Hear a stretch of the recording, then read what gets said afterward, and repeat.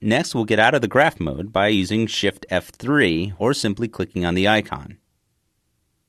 We'll also close up the expressions for our light flare and focus on the water that should be quickly rising behind our control panel. In order to see the entire composition a little better, we'll use Alt// or Option/ on the Mac so that it fills the screen. Next, I'll deselect the light flare and reveal all of the shied layers.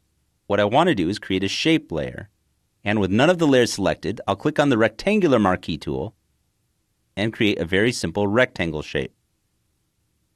Now, it doesn't matter what color it is. We know that we can change the color after we draw it, and this time I'm going to create a blue fill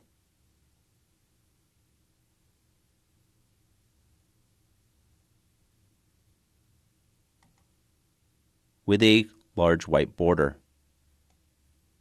To the shape layer, we'll add a simple gradient. So from the Switches and Modes column, I'll click and add a gradient fill.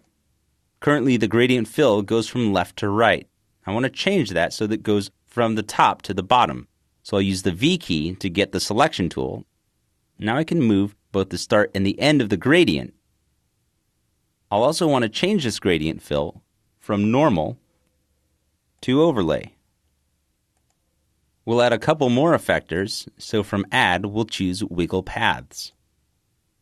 Under the parameters for Wiggle Paths, we'll set a keyframe. So at frame 0, our temporal phase will be 0. Then at the last frame of the animation, our temporal phase will be 1. We'll increase the size of our wiggled paths and close this up.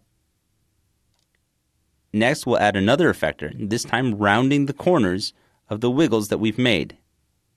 The last thing we want to do is make sure that our rectangle path is squarely in the middle of our composition.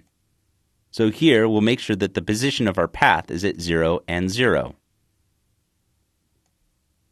For the transformation of our rectangle, we'll also make sure that the position is at 0 and 0. For now, I'll change the stroke width from 17 down to 4. With just a handful of values added to our shape layer, it can be difficult to get in and animate all of these together, especially if we just want to copy and paste one value to another. Of course, we can use an expression to link several parameters to another parameter, but we would still need to open up the contents of our shape layer to get to the keyframes. There's an easier way to do this, which will allow us to control the parameters of our shape layer without ever having to open the contents of the layer. We'll go to frame 0, and at frame 0, with the layer selected, we'll go up to Effect and go down to the Expression Controls group. The Expression Controls effects are controls that can modify variables found in expressions. An angle checkbox might control the revolutions and degrees of a certain parameter. A checkbox control might be an on and off toggle. Color control would be a color picker. A layer control would select a certain layer from any layer in a composition. The point control would be an XY coordinate. And finally, the slider control, which would generate a number. We'll use a slider control so that we can control the height of our rectangular shape. Now you can see in the effect for this layer, we have one effect called slider control, and within that, there is a single parameter called slider. We'll go down to our rectangular path in the timeline and change the size using an expression. So again, we'll use the Alt key or the Option key on your Mac, then click on the stopwatch, and now we'll click and link up to the slider value in our expression.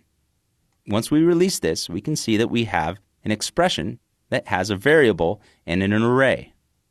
The array is the X value and the Y value for the size of the rectangle. Now we do want to control the height, which is the Y value, with our slider. But the X value, the first value in our array, should remain a constant 850 pixels. This is easy to change by simply adding the number here and then pressing Enter on the number pad. Now as we click and drag the slider, we can see that we're changing the value for the size of our layer by simply clicking and dragging the slider command. There's no need to come down into the contents of our shape layer in order to modify this. Additionally, we can set keyframes by simply clicking on the stopwatch here in the Effect controls rather than opening the parameters down inside the layer. Here we'll set a keyframe at frame 0 for a value of 0. At about 3.5 seconds, we'll set a value for the slider for 600 pixels. Now we can see that the animation has been set on the effect so that when the slider moves, the size of our rectangular path will change also. Currently, our effect is called slider control. We know that we can change the name of an effect by simply clicking on the word in our effects control panel, then using Enter or Return on the keyboard and changing the name. We'll call this water height and use Enter to accept the name.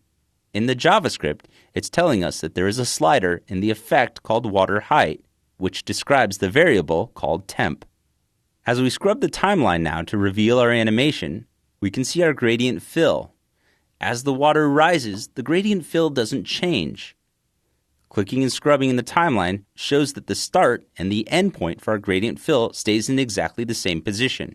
What we want to do is modify this so that the start of the gradient fill starts at the top of the water level. We'll close up the rectangle path parameters, then take a look at our gradient fill. Here we have our start point. By Alt-clicking or Option-clicking on the Mac, we can set up our expression. What we want to do is use the same value that describes the height of the rectangle. So we'll click and drag up to the slider and click Enter to accept this. Let's open this up a bit so we can see what's going on here.